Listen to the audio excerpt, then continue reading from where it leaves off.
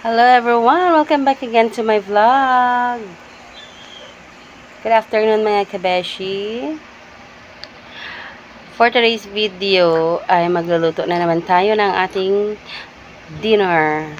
So, ipapakita ko sa inyo kung ano yung niluluto ko. Actually, kanina ko lang siya naisa lang ko na. Hindi ko na kinuna ng video kasi nag-charge tayo mga besh dahil loba tayo. So, hali kayo, titignan natin. So, ayan yung niluluto natin, oh. Pinapalambot pa natin yan, mga beshikoy. Ayan. Papalambutin natin. Dahil magluluto tayo ng humba. Ayan.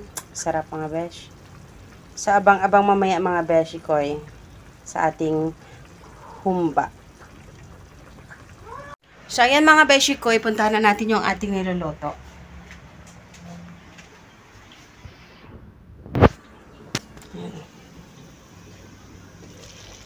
Wow! Grabe!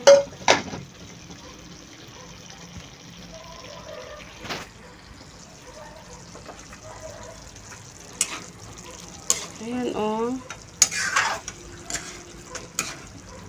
Sarap.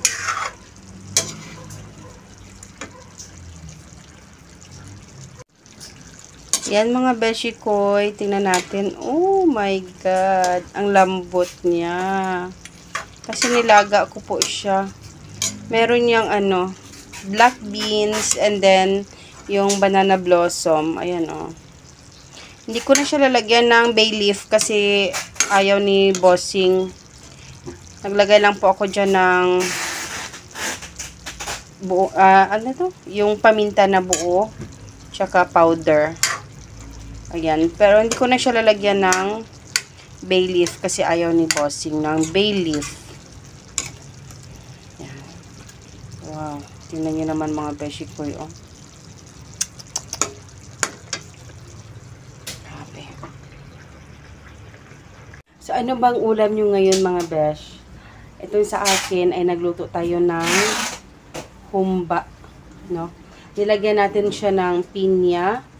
Nilagyan din natin siya ng black beans. At saka nilagyan natin ng banana blossom. No? Ayan. Medyo na siya. Ayan, no.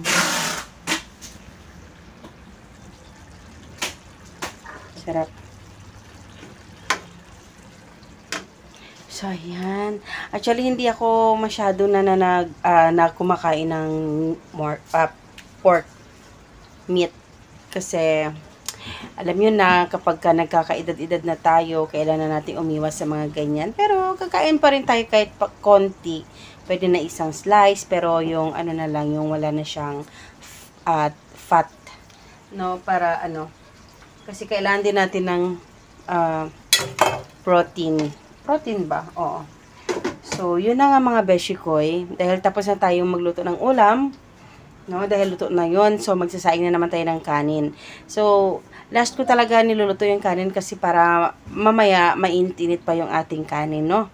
So, ayan. So, kung ano ba yung mga ulam nyo ngayon, mga beshi ko, i-comment nyo naman dyan sa ating comment section para alam ko na nanood kayo. And then, paki-share and like na rin ang ating mga video, mga beshikoy. Ayan. Sa hindi pa nakapag-follow sa ating page, ayan, paki-follow po ang aking Facebook page na Izel Mix.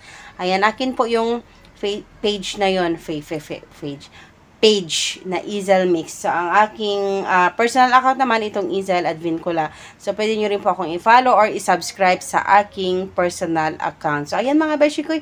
Thank you for watching. Ingat po ang lahat. Good night everyone. God bless and bye-bye.